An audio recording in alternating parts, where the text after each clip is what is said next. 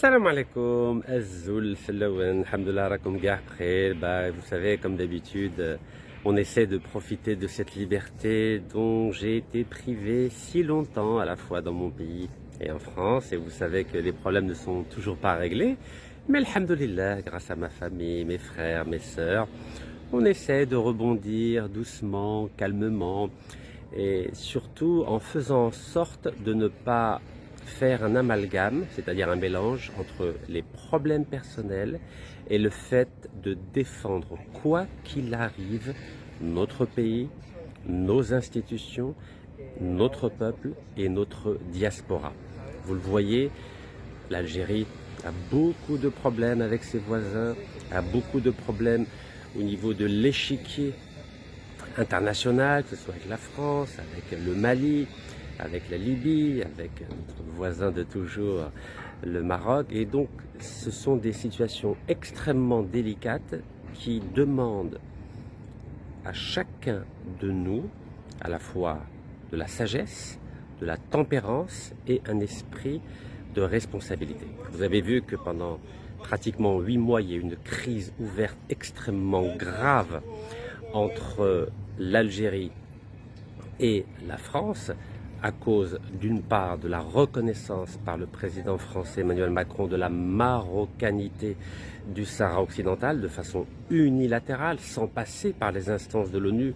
Et vous le savez aussi bien que moi que la France fait partie des 5 pays qui sont garants de la légalité internationale en ayant un poste permanent au Conseil de sécurité des Nations Unies et notamment en ayant le droit de veto. Vous savez que l'Algérie fait partie pendant 2 ans du Conseil de sécurité des Nations Unies, donc parmi les 15 pays, mais l'Algérie est un membre non permanent. C'est qu'au bout de 2 ans, ça sera la place à d'autres pays africains. Aujourd'hui, c'est Algérie, Sierra Leone, donc dans un an, à peu près un an, ça sera 2 autres pays africains. Mais la France, les États-Unis, la Russie, la Chine et l'Angleterre ont un poste permanent depuis 1945.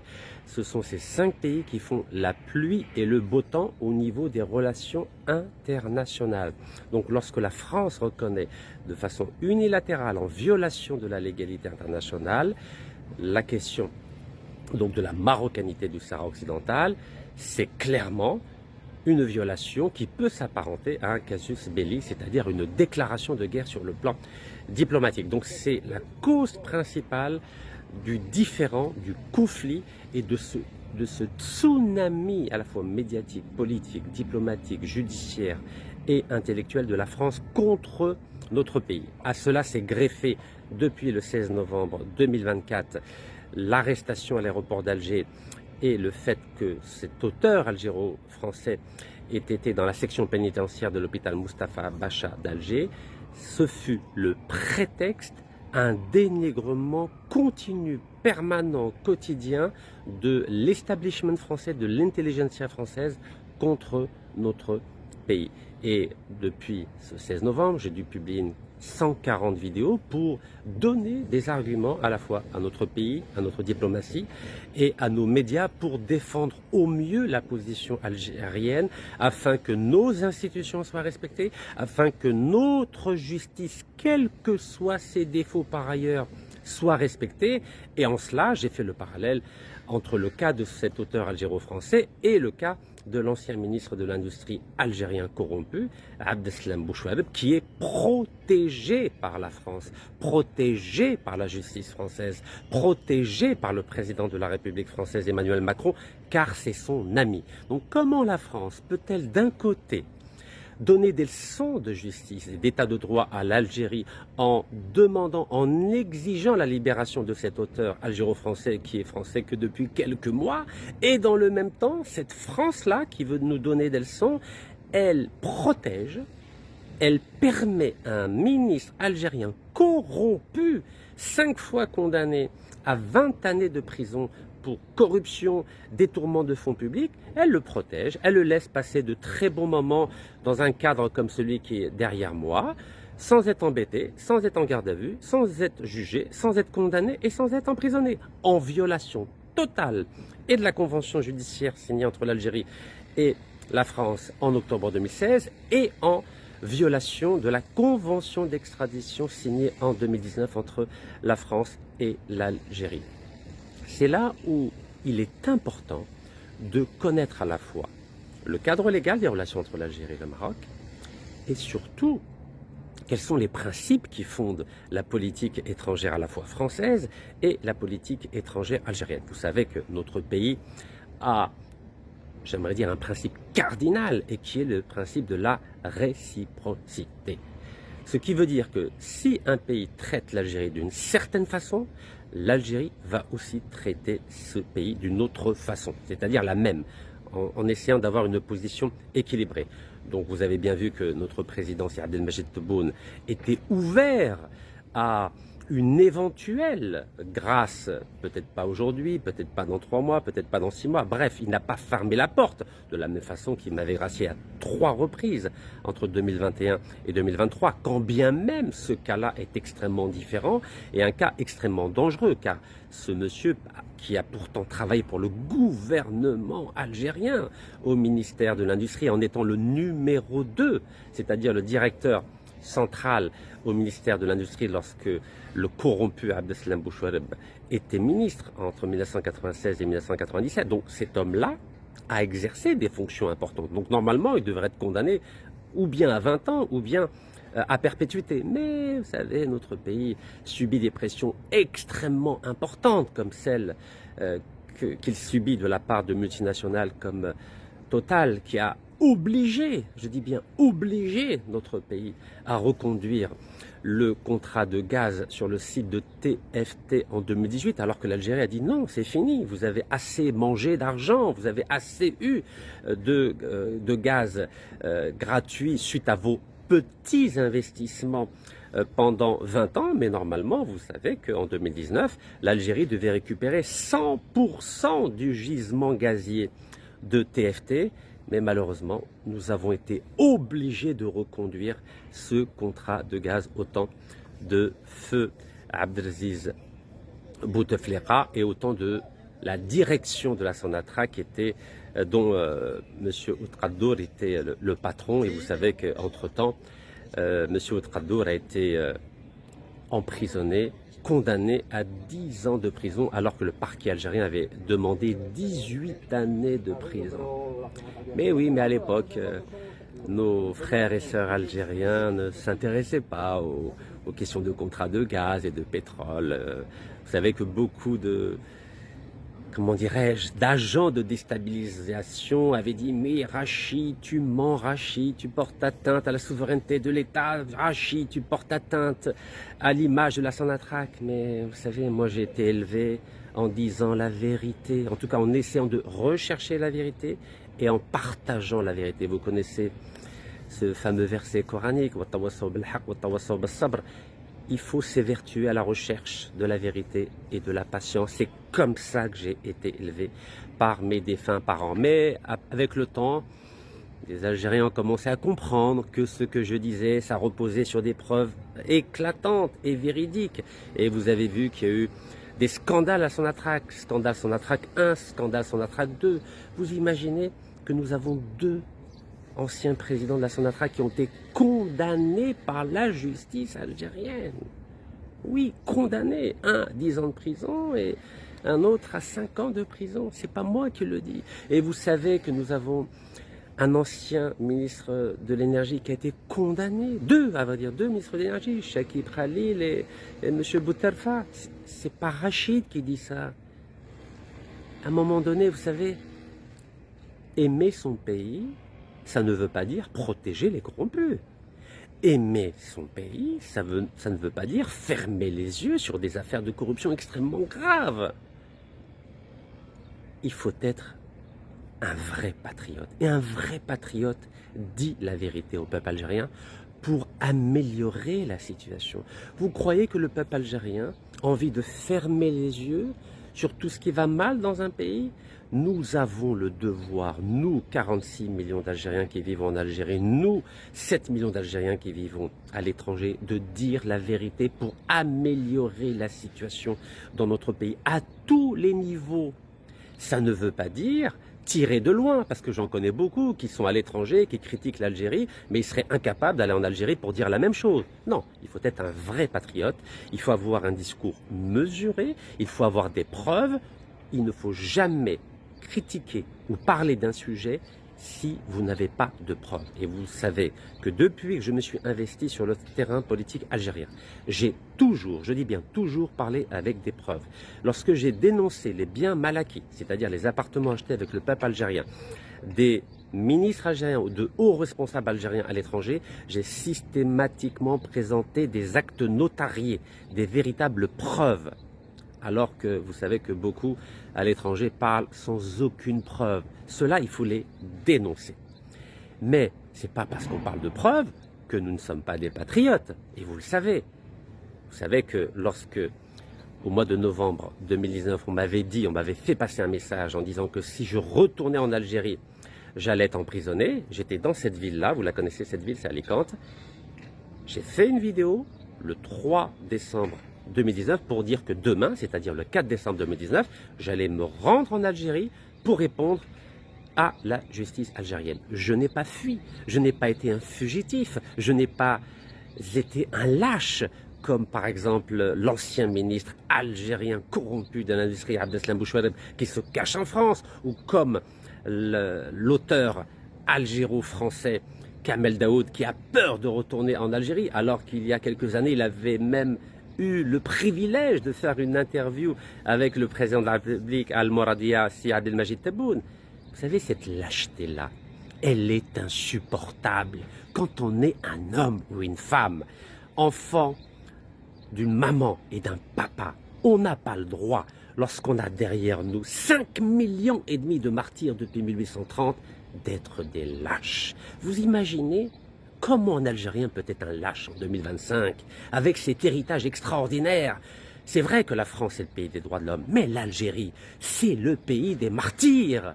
Ça, c'est un titre de noblesse. Et au nom de ce titre de noblesse, au nom du fait que nous sommes tous des enfants de ce pays qui est le pays des martyrs, nous n'avons pas le droit d'être des lâches. Il faut affronter les accusations qui sont portées contre nous. Il faut affronter la justice qui vous envoie des convocations. C'est ça être un Algérien, c'est ça avoir le NIF, cette fameuse spécificité, cette fameuse particularité algérienne qui est de ne pas faire marche arrière. Comme on dit à Naban, marche arrière mkassra. Et c'est comme ça que j'ai été élevé. Pourtant, je suis né à l'étranger. Mais nos défunts parents avaient cette culture de la noblesse, cette culture de l'honneur, cette culture de la dignité qui fait que nous n'avons jamais fait marche arrière. Bien sûr, il faut s'adapter en fonction de l'environnement qui bouge. Vous avez vu ce qui se passe depuis la guerre entre l'Ukraine et la Russie. Les paradigmes des relations internationales sont en train de basculer dans le mauvais sens. Donc il faut être extrêmement vigilant, réactif. Il faut être intelligent. Et la première particularité de l'intelligence, c'est la souplesse. C'est l'adaptation, l'adaptabilité d'un environnement qui est mouvant. Et je crois que c'est cela qui nous manque aujourd'hui dans notre pays pour comprendre cet environnement qui devient de plus en plus hostile avec des partenaires qui, depuis des décennies, étaient nos amis, mais qui, en un claquement de doigts, sont en train de devenir nos ennemis. Donc il est important, en tant que patriote algérien, en tant que citoyen algérien, d'aider notre pays, d'aider nos institutions, quels que soient leurs défauts. Mais il ne faut pas avoir peur de dénoncer certains comportements de responsables algériens qui ne sont pas à la hauteur de la tâche que le président de la République leur a confiée. Et vous avez vu que depuis son élection à la présidence de la République en 2019, le président Si Abdelmajid Tebboune a été obligé de façon régulière de limoger des ministres, de limoger des walis, de limoger des responsables des grandes entreprises publiques algériennes. Et c'est salutaire. Mais nous devons aider l'action anticorruption du président de la République. Car si nous fermons les yeux sur certains agissements qui s'apparentent à de la corruption, si nous fermons les yeux sur des contrats qui mettent à mal la souveraineté économique et énergétique algérienne, ça veut dire que nous ne sommes pas de vrais patriotes. Nous sommes des bénis oui-oui. Et cela n'est pas acceptable dans le pays des 5,5 millions de martyrs. Et c'est cela ma position philosophique. Et quand je vois, lorsque j'ai dénoncé, depuis déjà 2014, des contrats qu'avait signés le régime Bouteflika, car il y avait le président qui était malade, surtout à partir de 2002, et le régime. C'est quoi le régime?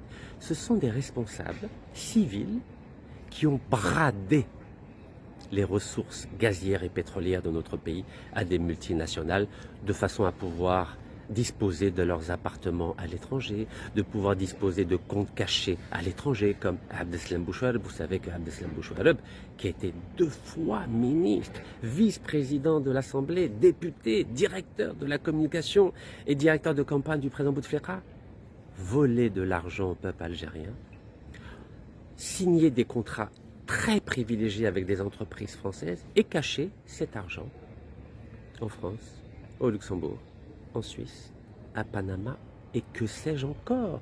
Quand vous voyez que le fils de l'ancien président de la Sonatrach, Ouattara, qui s'appelle Nassim Ouattara, dispose d'un trésor de guerre de 2 milliards de dollars, avec son ami Farid Bejaoui qui lui-même a entre 1 et 5 milliards de dollars, et qui est tranquillement au Liban, à Paris, à Dubaï, et inquiété par personne. Et pourtant, l'Algérie a délivré des mandats d'arrêt internationaux.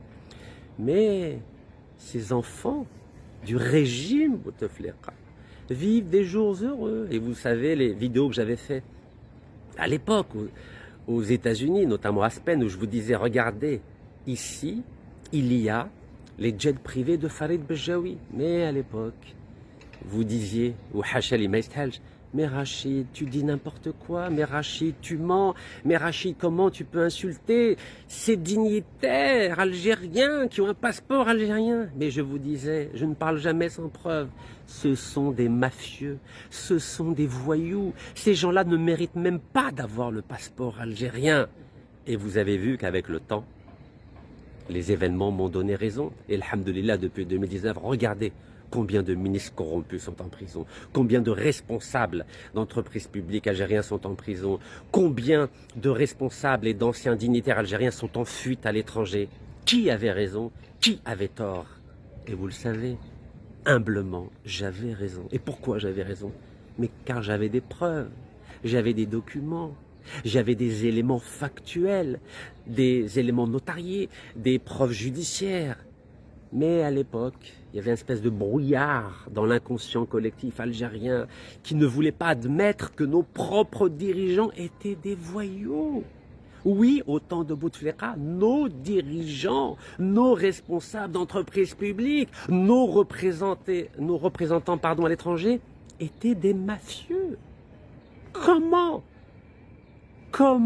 ne pas y croire lorsque depuis 2019, il y a 20 ministres algériens, dont 3 anciens premiers ministres, qui ont été emprisonnés. Et je les ai vus de mes propres yeux, parce que j'étais avec eux partiellement à Al-Qali'a, où j'ai vu les Ouiyahia, les Sellal, les Amarroul, etc., les Tahkout, les Haddad. Oui, je les ai vus pendant 4 mois. Et ensuite, j'ai vu Nordine Bedoui, l'ancien Premier ministre, qui m'avait fait arrêter et qui avait trafiqué. Vous savez que Nordine Bedoui, l'ancien Premier ministre et ministre de l'Intérieur, est-ce que vous savez qu'il a trafiqué un procès verbal, notamment suite à la vidéo où je disais qu'attention aux députés algériens, si vous vendez la moindre goutte d'eau, la moindre goutte de pétrole et la moindre goutte de gaz, il sera légitime de vous tuer par Kalachnikov. Vous en souvenez cette vidéo?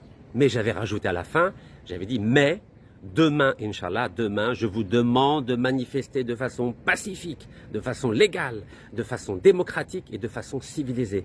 Est-ce que vous savez que Nordine Bedoui a demandé à trafiquer cette vidéo, à couper la dernière séquence, et j'ai la preuve, puisque le lendemain, j'avais été convoqué au commissariat de Ain Emren, donc dans la wilaya de Chlef, où dans ce procès verbal, il est dit très clairement que Rachid Nekaz a invité à la fin de cette vidéo les militants à manifester devant l'APN, devant l'Assemblée populaire nationale, de façon pacifique, de façon légale, de façon démocratique et de façon civilisée. Est-ce que vous savez que ce procès verbal, qui a été rédigé en 5 exemplaires et signé en 5 exemplaires, a disparu? Et lorsque mes 2 avocats, c'est-à-dire Maître Yassine Khelifi et Maître Abdelkader Chouhra, ont écrit au procureur de la République d'Alger pour demander une copie de ce procès verbal qui démontrait que cette vidéo de novembre 2019 avait été trafiquée, c'est-à-dire a fait l'objet d'un vidéomontage et avait été remise sur ma page Facebook, vous savez ce qu'a répondu le procureur de la République d'Alger en 2019? Il a dit « Je refuse de vous donner la copie de ce procès verbal ». Évidemment, puisque ce procès verbal démontrait que la vidéo où on m'a incriminé, pour laquelle j'avais été condamné à 1 an de prison d'abord en première instance et ensuite à 5 ans de prison, elle prouvait que cette vidéo avait été trafiquée par les autorités sous la responsabilité de Nordine Bedoui, Premier ministre. Extraordinaire, non? Mais, Rabbi Subhanahu, vous savez, il y a toujours une providence. Quand je me suis retrouvé pour la 4e fois en prison, à Al-Harraj, qui j'ai vu tous les jours devant moi en train de marcher pour rencontrer ses avocats? Nordine Bedoui. Ben oui, quand on fait du mal, tôt ou tard, ça rejaillit sur soi.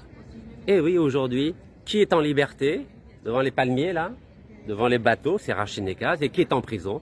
Nordine Bedoui, qui a donné instruction à trafiquer cette vidéo, qui m'incriminait, et à faire disparaître les procès-verbaux qui démontraient que j'avais appelé les Algériens à manifester de façon pacifique, légale, démocratique et civilisée. Tôt ou tard, tout se paye, parce que j'avais porté plainte contre Nordine Bedoui. Et quand je l'ai vu à Al-Harraj, je lui disais, Sabah al-Khair, c'est Nordine. Et vous savez, nous étions 18 dans notre cellule avec des prisonniers de droit commun. Nous étions tous malades, les 18. Rabbi Shafihum. Oui, Shafina, Inch'Allah. Vous savez que tous les jours, on voit Nordine Bedoui devant nous, parce que devant notre cellule, notre grande cellule, Al-Harraj, il y avait le bureau des avocats. Et Nordine Bedoui, tous les jours, rencontrait ses avocats. Comme aujourd'hui, l'auteur algéro-français rencontre ses avocats tous les jours. Ben oui, ça c'est un droit que la justice algérienne nous accorde. Il faut savoir que quels que soient les défauts de l'Algérie, vous avez le droit de rencontrer votre avocat tous les jours, bien sûr, sauf le vendredi. Ok? Tous les jours. C'est un droit. Et ça, personne ne peut le retirer. Donc lorsque j'entends des médias français dire « Oui, cet auteur algéro-français n'a pas le droit de voir ses avocats », mais foutaise. Foutaise. Vous pouvez dire ça à n'importe quel détenu algérien ou n'importe quelle famille de détenus algériens. Elle vous confirmera que l'Algérie autorise les avocats des détenus à les rencontrer tous les jours, sauf le vendredi. C'est une réalité incontestable. Donc oui, nous avons des défauts, oui, il y a des imperfections, oui, oui, oui et oui. Et vous savez que j'ai publié 2 ouvrages sur la dictature algérienne. Mais à un moment donné, il faut dire aussi la vérité. Tout n'est pas noir dans notre pays. Oui, bien sûr, tout n'est pas blanc, mais il y a beaucoup de zones de gris. Donc voilà, je reviens au fait que, en tant que citoyen algérien, en tant que patriote algérien, nous avons le devoir de dénoncer tout ce qui va mal, de façon responsable, de façon argumentée, avec des preuves, pour que notre pays, c'est-à-dire il s'améliore, qu'il aille de mieux en mieux, que notre peuple ait l'impression de vraiment vivre de plus en plus dans un état de droit, que notre peuple et notre pays aient l'impression de plus en plus de vivre dans une démocratie, que notre pays et notre peuple aient l'impression qu'il y a des progrès à tous les niveaux, au niveau de l'éducation, au niveau de la santé, au niveau de la justice, au niveau de l'agriculture, au niveau de l'emploi, au niveau du logement, au niveau de l'environnement, au niveau du tourisme, etc., etc.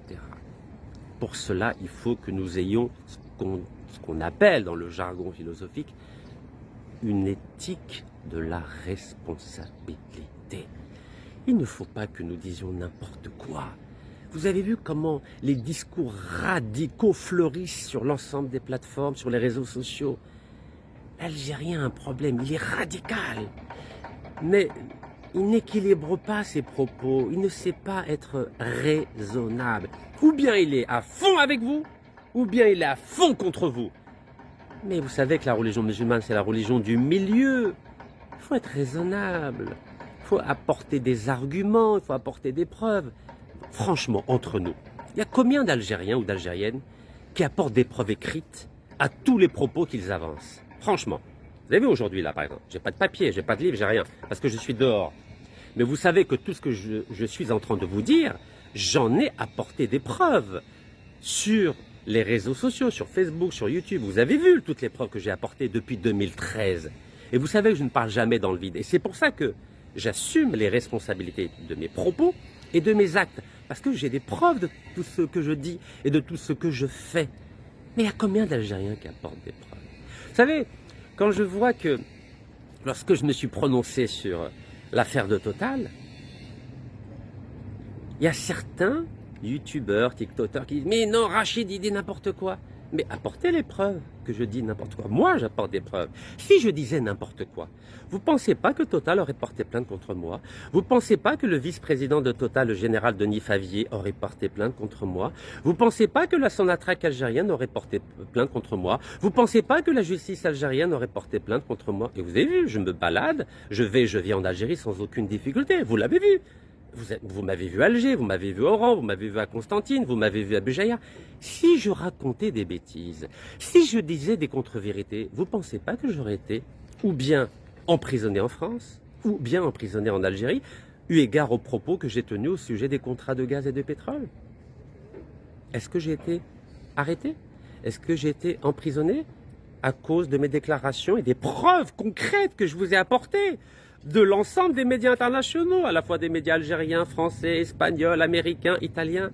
Je vous ai apporté des preuves. Je vous ai même montré des communiqués de la Sonatrach, des communiqués officiels de l'entreprise publique algérienne. Je vous ai même montré des communiqués de Total, des communiqués officiels de Total qui disent que nous avons prolongé les contrats de gaz et de pétrole avec l'Algérie. C'est pas moi qui le dis. C'est le service de communication de Total. Et maintenant, pour finir cette vidéo, j'aimerais rappeler un élément très important. Quand l'Algérie ou la Sonatrach signe un contrat avec des multinationales sur des gisements éventuels de gaz ou de pétrole, c'est-à-dire qu'il n'y a rien qui a été fait, rien, c'est tout à fait normal que la Sonatrach accorde dans le cadre de ces contrats de partage de production un pourcentage élevé, parce que l'Algérie n'a pas les moyens d'investir seule sur l'ensemble du territoire algérien pour rechercher, explorer et exploiter du pétrole. Donc c'est normal que l'Algérie accorde 25, 30, 35, jusqu'à 49% des parts d'un gisement à découvrir, à explorer, à exploiter. Donc ça c'est normal. Donc pendant 20 ou 25 ans, oui, Total, Eni, Saipem, Repsol, British Petroleum, c'est normal qu'ils aient 25, 35, 49% de ce gisement. J'ai rien à dire là-dessus, moi. Mais ce qui n'est pas normal, c'est quoi? C'est quand cette période de 20 ou 25 ans, où ces multinationales ont investi dans des gisements de gaz et de pétrole à découvrir, à explorer et à exploiter.